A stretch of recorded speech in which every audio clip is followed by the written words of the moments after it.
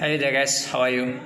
So today let me to share with you regarding heart problems or heart attack and how to solve this.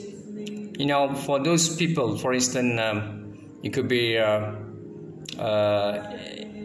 one of you, right? You are adolescents, teen, or young adults, or those people that your age reached to 70 years old, 80 years old, and first thing that you have to understand about how to overcome your stress. As a human, all of us, we will have our own stress. For instance, if you are working in any organizations, I'm pretty sure that you will have your task to complete as soon as possible, or else your timeline. And also you are facing with those people surroundings, your management. It could be someone giving you order, or else they ask you to complete the task as soon as possible, urgently. And furthermore, when you are dealing with your friends, colleagues, surroundings, or your family member, as a parents, you are facing with stress when you're dealing with your children's or couples. Now, first thing that you have to understand here, and I'm listening to the advice from the medical doctor, people expert in medicine. Their advice to us is, first of all, please learn how to handle your stressness. So don't ever feel stressful or pressure. Be happy and chill in any situation. So you should always understand this, which is the important to overcome your stress. There is a various way to handle stress in our life.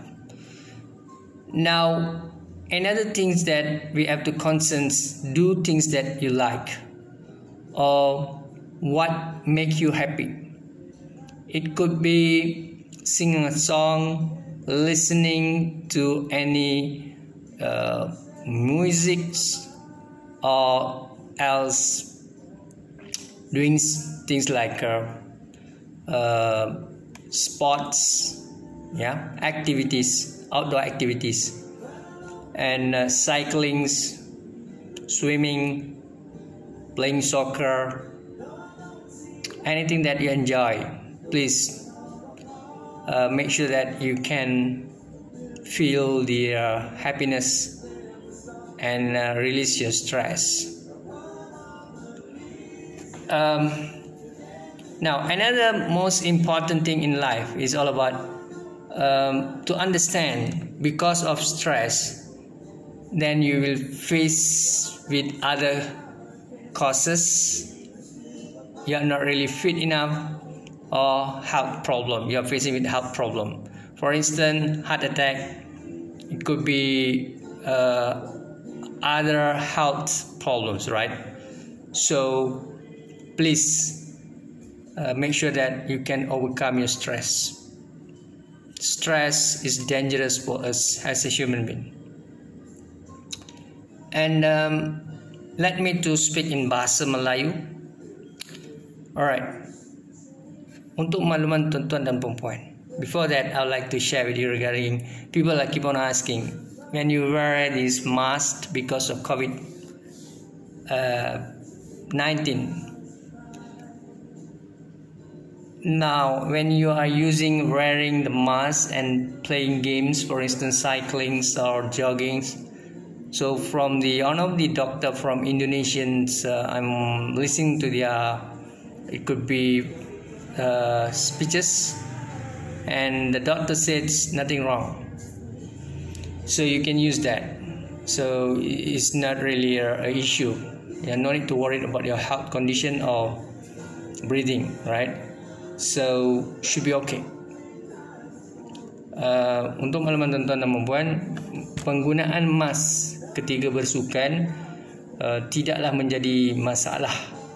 Dia tidak mengakibatkan kesesakan bernapas sehingga akan mengganggu kesihatan. Sebab menurut doktor yang berbicara daripada Indonesia dalam satu slot program di YouTube, beliau menyatakan bahawa sebenarnya tidak ada satu hasil dapatan. There is no any evidence proven that when you are wearing mask, then you will facing with this heart attack or heart problems, right? So there is no any evidence there. Mereka sebut serangan angin duduk dan juga serangan jantung. Apa perbezaan ini? Dalam bahasa Indonesia, angin duduk ini seakan-akan dia diartikan sebagai pengecilan pembuluh darah ataupun di jantung, pengecilan lah. Tetapi kalau jantung sumbat, pembuluh darahnya sumbat, itu membawa kesan yang agak serius kepada kesihatan, ya. Jadi yang mana bahaya, angin duduk ataupun serangan jantung? Sebenarnya sudah pasti serangan jantung, tapi doktor telah menyatakan bahawa 20 minit sekiranya sakit di dada berterusan dan perkara ini berulangan tidak baik dan ia akan memberi kesan yang serius. Sedangkan angin duduk ini dinyatakan bahawa ia akan berlaku apabila kita dalam keadaan marad, tertekan, melakukan aktiviti-aktiviti lasak, ataupun kita dalam keadaan beremosi dan sebagainya. So bahagian dada kita sakit, ya. Ini ada kaitan dengan lemak, ya, mengganggu saluran darah dan pengaliran oksigen dan sebagainya. Jadi saudara dan saudari, nasihat doktor adalah supaya kita sentiasa segera berhubung dengan pakar-pakar jantung ataupun doktor perubatan berhampiran apabila anda berhadapan dengan masalah seperti di bahagian dada, pernapasan dan sebagainya. Dan seterusnya dari segi amalan untuk perokok, ya, ditegar untuk merokok, kerana menurut hasil kenyataan doktor berkaitan, pasien 28 hingga 35 tahun walaupun tidak ada kolesterol yang tinggi, tetapi ada pernah berlaku serangan jantung dan menyebabkan kematian kepada usia pasien itu dalam 27 tahun hingga 35 tahun hanya kerana merokok. Jadi kerana rokok itu dikatakan ada bahan kimia dan sebagainya merosakkan paru-paru dan jantung dan memberi kesan, ya, nikotin dan sebagainya. Baik saudara, doktor juga menasihatkan supaya kita sentiasa segera berjumpa pakar perubatan. Jangan bimbang apabila kita diberi nasihat melalui mungkin rawatan susulan, maka kita mengikuti dan menyantuni dan mendengar arahan, mengambil ubat, seterusnya mengawal pemakanan, ya, pemakanan kita. Keadaan ini akan menyebabkan kita dapat mengawal ancaman jantung tadi ataupun serangan jantung, ya, ancaman serangan jantung. Jadi apabila kita tidak mau mendengar, dia akan memberi kesan yang serius. Sebab itulah saya kata peri pentingnya kita untuk menjaga jantung kita, ya. Dan dari segi pemakanan, kita perlu mencegah daripada memakan makanan berlemak, berminyak dan seterusnya yang menyumbang kepada kolesterol dan sebagainya.